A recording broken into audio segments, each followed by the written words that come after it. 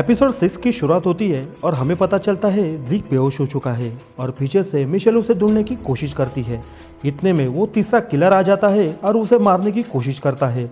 Michel भी उसे मारने की कोशिश करती है, लेकिन फाइनली बाजी उस तीसरे किलर के हाथ में आ जाती है। वो उसे लगभग मारने ही वाला होता है। इतने में उसे एक वॉइस सुनाई देती है और ये वॉइस और किसी की नहीं बल्कि स्कैल की होती है। वो उसे कहता है कि तुम्हारे पास ये एक लास्ट चांस है अपने आप को बचाने का। मिशेल भी उसे काफ़ी समझाने की कोशिश करती है। वो कहती है कि तुम मुझे मारकर कुछ भी हासिल नहीं कर पाओगे, इससे बेहतर तुम अपने आप को बचा लो। लेकिन किलर कहता है कि मैं खुद स्कैल को ढूंढूंगा और उसे मार दूंगा, और इतना कहकर वो उसे गहरे खाड़ी में छोड़ देता है। फिर हमें स्कैल दिखाया जाता है और उसे भी एक हिंट मिलती है, गो होम, अब तुम्हें घर पर ही रहना चाहिए। और बैन भी स्कैल के पास जाने के लिए रेडी होता है। इतने में वहाँ पर एंजेलिना और बाइलोर आ जाता है। बाइलोर बैन से कहता है कि मैंने अभी अभी स्कैल की वॉइस सुनी, लास्ट चांस मेरे भाई और मेरे लिए ये थी। और ये सुनकर ऑलिव भी कहती है कि ये वॉइस इन 3 आत्माओं के लिए है, क्योंकि ये तीनों जन एक दूसरे से जुड़े हुए हैं। तब बैन कहता है कि मैं खुद स्कैल के पास जाकर इस प्रॉब्लम का सॉल्यूशन ढूंढता हूँ। तब एंजेलिना बैन से कहती है कि हमारे साथ बाइलोर भी आ सकता है, क्योंकि आगे कॉलिंग में क्या होने वाला है ये बाइलोर हमें खुद बताएगा। और ये बैन मान जाता है और वो लोग स्कैल के पास जाने के लिए रेडी हो जाते हैं। जंगल में ज़ीक को भी होश आ जाता है और वो मिशेल को ढूंढने की कोशिश करता है। रास्ते पर मिशेल की कार सामने से आते हुए दिखती है। ज़ीक को लगता है कि उसमें मिशेल है, लेकिन जैसे ही वो कार पास आ जाती है तो उसे पता चलता है कि इसमें वो किलर है। वो उसे लगभग उड़ाने ही वाला होता है, लेकिन ज़ीक अपने आप को बचा लेता है। दूसरी तरफ बैन और एंजेलिना आपस में डिस्कस करते हैं। एंजेलिना बैन से पूछती है कि लास्ट चांस का मतलब क्या हो सकता है। बैन कहता है कि इसका मतलब हमें स्कैल खुद बताएगा, लेकिन तुम जेरिड को कॉल लगाओ। और जैसे ही जेरिड को कॉल लगता है, बैन जेरिड से एक हेल्प मांगता है। दूसरी तरफ ग्रेस पुलिस ऑफिसर को बुला लेती है। दरअसल उनके कार का किसी ने टायर पंचर किया होता है और ग्रेस को ऐसा लगता है कि ये काम किलर का हो सकता है, लेकिन ऑफिसर उन्हें समझाने की कोशिश करती है। वो कहती है कि आसपास के बच्चों ने ये शरारत की होगी, लेकिन आपको चिंता करने की ज़रूरत नहीं, हम आप पर नज़र बनाए रखेंगे। और वो इतना कहकर जाने लगती है, लेकिन जाते वक्त ग्रेस के भाई को वो विश करती है कि आपका जल्द ही फ्लाइट 828 के नाम का रेस्टोरेंट ओपन हो जाए। और ये सुनकर ग्रेस भी भड़क जाती है। घर पर आकर ग्रेस उसके भाई से पूछती है कि तुझे ये सब कुछ कहने की ज़रूरत क्या थी, इससे हम पर खतरा और बढ़ सकता है। लेकिन उसका भाई उसे समझाने की कोशिश करता है। वो कहता है तुम्हें यहाँ पर कोई नहीं जानता और तुम्हें डरने की ज़रूरत नहीं, क्योंकि मैं तुम्हारे साथ हूँ। तभी ग्रेस को स्कैल का ख्याल आता है और वो उसे बाहर से घर पर बुला लेती है। जंगल में हमें पता चलता है कि मिशेल मरी नहीं, बल्कि वो किसी पत्थर पर गिरकर बेहोश हो चुकी थी, लेकिन उसका शोल्डर काफ़ी डिसलोकेट हो चुका था और वो ज़ीक को आवाज़ लगाती है। दूसरी तरफ बैन ने जेरिड को एक काम दिया होता है, हॉस्पिटल में जाकर उस दूसरे किलर के ऊपर नज़र रखने का। लेकिन जेरिड जैसे ही हॉस्पिटल में पहुंचता है तो उसे पता चलता है कि वो वहां से तो भाग चुका है। वो तुरंत बैन को कॉल लगाता है, उसे यहाँ की सारी सिचुएशन बताता है। बैन कहता है कि मुझे पूरा यकीन है वो दूसरा तीसरे के पास ज़रूर गया होगा। जेरिड कहता है कि आप लोग वहाँ पर पहुँचो, मैं आपको फॉलो करता हूँ। ज़ीक भी मिशेल को ढूंढने की काफ़ी कोशिश करता है। दूसरी तरफ वो तीसरा किलर मिशेल की कार लेकर भाग रहा होता है। तभी उसे वायरलेस के ऊपर एक मैसेज आता है कि फ्लाइट 828 के लोग आसपास में ही है। वो तुरंत समझ जाता है कि ये स्कैल के बारे में है। वो वहाँ पर निकलता है। फ्लाइट 828 की न्यूज़ सभी जगह फैलने की वजह से ग्रेस, स्कैल और उसका भाई घर शिफ्ट करने का सोचते हैं। दूसरी तरफ ज़ीक मिशेल को बचाने की कोशिश में रहता है। तभी अचानक से ज़ीक को किसी के चिल्लाने का एहसास होता है, और जब वो मिशेल को पूरी तरह से बचा लेता है तो उन दोनों में से अजीब तरह की एक वेव्स बाहर निकलती है, जो सीधे स्कैल के घर के तरफ से जाती है। और स्कैल ने जिस कार के ऊपर वो बॉल रखा था, वो बॉल उस वेव्स के कारण नीचे गिर जाता है और वो नीचे गिरकर सीधे बैन के कार के सामने से गुजर जाता है। बॉल देखकर बैन तुरंत कार रोक लेता है। बाहर आकर इस बारे में सोचने लगता है कि आखिर ये बॉल आया कहाँ से। तब उसे एहसास होता है हो ना हो ये कॉलिंग है और ये बॉल स्कैल का है। तब वो थोड़ी देर सोचने के बाद सभी से ये कहता है कि स्कैल की जान खतरे में है, हमें तुरंत वहाँ पर पहुँचना होगा। ग्रेस और उसका भाई वो लोग ऐसी जगह पे जाते हैं जो जगह ज़मीन के नीचे है और वो बचने के लिए सबसे सेफ जगह है। घर के अंदर ग्रेस को एक वॉल्केनो का डमी पीस मिलता है और ये वो अपने भाई को दिखाती है और वो उसे कहती है कि ये हमारा ड्रीम था इस जगह पे जाकर लाइव वॉल्केनो देखने का।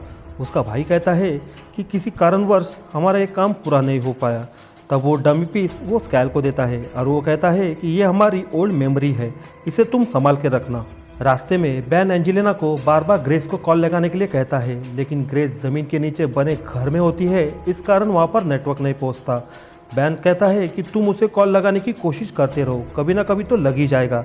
और फाइनली बैन उस जगह पे पहुंच जाता है और उस जगह पे जाकर वो स्कैल को आवाज़ लगाता है और उनकी आवाज़ सुनकर वो लोग बाहर आ जाते हैं। बैन इसी खुशी में ऑफिसर को थैंक्स बोलने जाता है, तभी अचानक से वहाँ पे गन शूट होती है और इस कारण वो ऑफिसर मारा जाता है। बैन तुरंत अपने फैमिली को प्रोटेक्ट करने जाता है, तभी फिर से एक बार गन शूट होती है और इस कारण वो लोग अलग हो जाते हैं और लगातार बैन के ऊपर फायरिंग होने लगती है।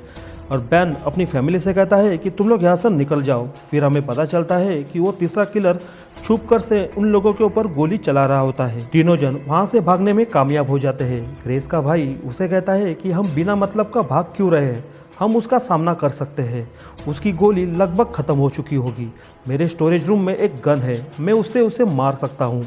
तभी ग्रेस उसे कहती है कि इससे तुम्हारी जान भी जा सकती है। वो कहता है कि तुम लोग आगे बढ़ो, मैं इसे रोकने की कोशिश करता हूँ। और ऐसा ही होता है, ग्रेस और स्कैल वो लोग आगे बढ़ते हैं और उसका भाई स्टोरेज रूम की तरफ जाता है। ये सब देखकर बाइलर भी कार में से उतर जाता है और वो बैन और एंजेलिना से कहता है कि ये सब यहीं पर ख़त्म नहीं होगा, मुझे वापस जाना ही होगा। इतना कहकर वो वहाँ से चला जाता है और बैन भी ऑफिसर की गन लेकर उसके पीछे जाता है। दूसरी तरफ ऑलिव उस एंटीक पीस को दोबारा देखने की डिमांड करती है।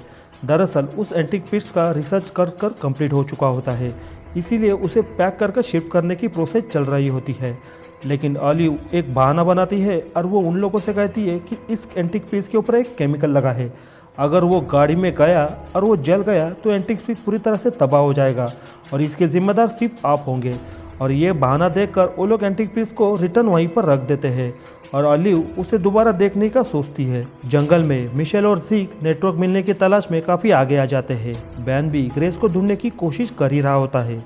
दूसरी तरफ उसका भाई स्टोरेज रूम में से गन निकालने के लिए जाता है, तभी वो तीसरा किलर वहाँ पर आकर उसे पकड़ लेता है और स्कैल के बारे में उसे पूछता है। वो कहता है कि मैं अपनी जान भी दे दूंगा, लेकिन तुम्हें स्कैल का पता नहीं बताऊंगा। वो उसे मारने जाता है, लेकिन वहाँ पर बाइलर आकर वो उसे ऐसा करने से मना करता है, लेकिन वो नहीं मानता और वो उसे मार देता है। और उसकी आवाज़ ग्रेस और बैन को आती है। आवाज़ सुनते ही स्कैल अपनी मॉम से कहता है कि आपको वहाँ पर जाना चाहिए, लेकिन ग्रेस मना करती है। तभी स्कैल को वहाँ पे एक पंख दिखता है और उसे देखकर उसे भरोसा हो जाता है और वो अपनी मॉम से कहता है कि आप जाओ, आपको कुछ नहीं होगा। बाहर बाइलर अपने साथी से पूछता है, तुमने ऐसा क्यों किया, तुमने इसे क्यों मार डाला। वो कहता है कि इसे मारने के बाद इसकी आवाज़ सुनकर स्कैल और उसकी सारी टीम बाहर आ जाएगी, फिर मैं स्कैल को मार दूंगा।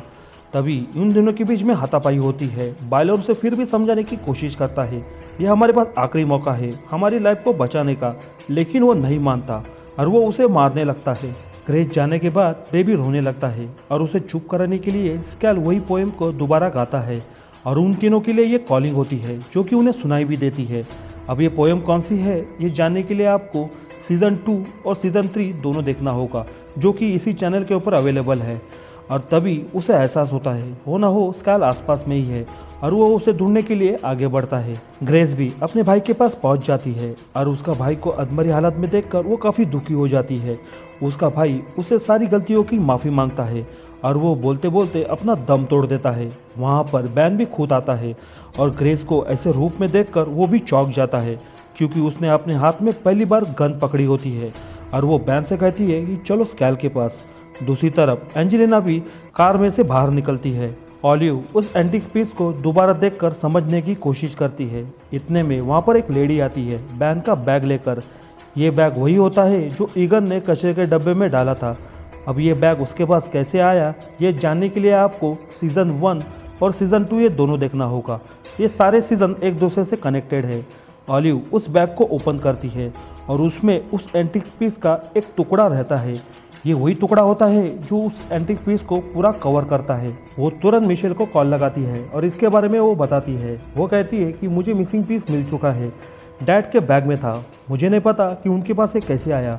हो सकता है ईगन और डैड ये जब कॉलिंग सॉल्व करने गए होंगे डैड को तब ये मिला होगा और उन्होंने ये बैग में रखा होगा। मिशेल उसे पूछती है कि बताओ मुझे आगे क्या होने वाला है।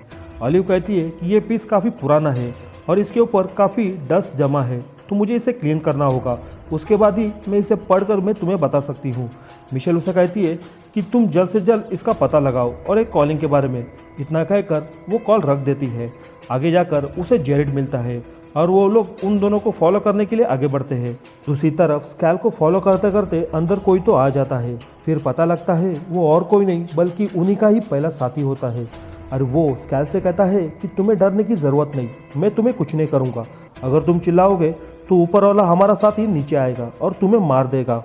जैसे जैसे टाइम निकलते जाता है उनका टाइम लगभग ख़त्म होने लगता है और इस वजह से उसके मुंह से भी पानी आने लगता है। दूसरी तरफ हालात काफ़ी ख़राब होते हैं। एंजेलिना फाइनली बायलर को ढूंढ निकालती है।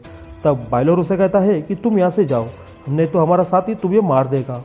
थोड़ी देर बाद बैन को स्कैल मिल जाता है और वो लोग बाहर आ जाते हैं। फिर पता लगता है कि ग्रेस ने उस तीसरे के ऊपर गन ताने खड़ी होती है।